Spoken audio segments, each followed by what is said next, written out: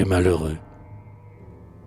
La trompette a sonné, les tombes entr'ouvertes, les pâles habitants tout à coup frémis. Ils se lèvent, laissant ces demeures désertes, où dans l'ombre et la paix leur poussière a dormi.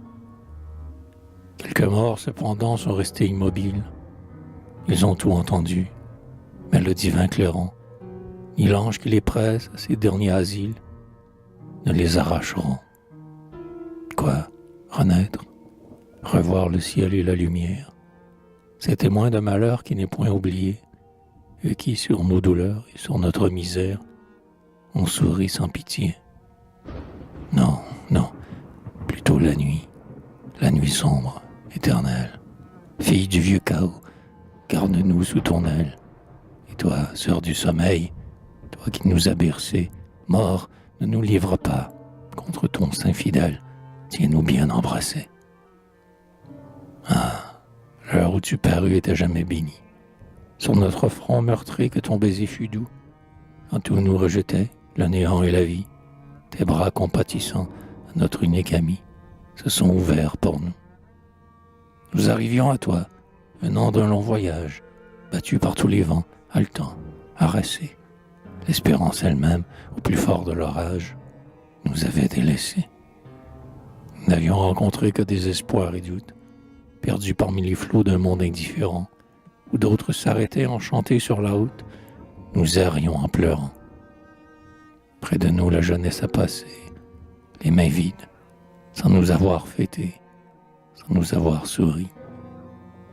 Les sources de l'amour sous nos lèvres vides, comme une eau fugitive au printemps tarie.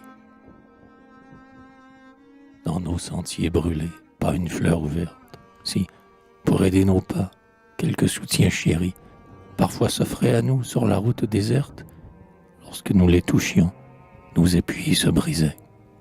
Tout devenait roseau quand nos cœurs s'y posaient. Au gouffre que pour nous creuser la destinée, une invisible main nous poussait acharnés. Comme un bourreau, craignant de nous voir échapper, à nos côtés marchait le malheur inflexible. Nous portions une plaie à chaque endroit sensible, et l'aveugle hasard savait où nous frapper. Peut-être aurions-nous droit au céleste délice. Non, ce n'est point à nous de redouter l'enfer, car nos fautes n'ont pas mérité de supplice. Si nous avons failli, nous avons tant souffert. Eh bien, nous renonçons même à cette espérance, d'entrer dans ton royaume et de voir tes splendeurs. Seigneur, nous refusons jusqu'à ta récompense, et nous ne voulons pas du prix de nos douleurs. Nous le savons, tu peux donner encore des ailes aux âmes qui ployaient sur un fardeau trop lourd. Tu peux, lorsqu'il te plaît, loin des sphères mortelles, les élever à toi dans la grâce et l'amour. Tu peux, parmi les cœurs qui chantent tes louanges, à tes pieds, sous tes yeux, nous mettre au premier rang, nous faire couronner par la main de tes anges, nous revêtir de gloire en nous transfigurant. Tu peux nous pénétrer d'une vigueur nouvelle, nous rendre le désir que nous avions perdu.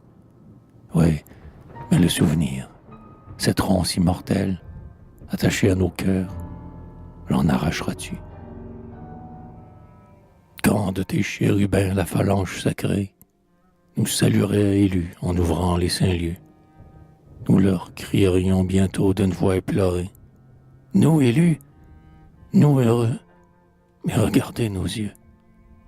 Les pleurs y sont encore, pleurs amers, pleurs sans nombre. Ah, quoi que vous fassiez, ce voile épais et sombre nous obscurcit vos cieux.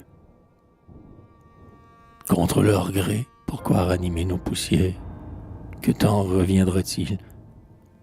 Et que ton tel fait? Tes dons même, après tant d'horribles misères, ne sont plus un bienfait. Ah, tu frappes pas trop fort en ta fureur cruelle. Tu l'entends, tu le vois, la souffrance a vaincu.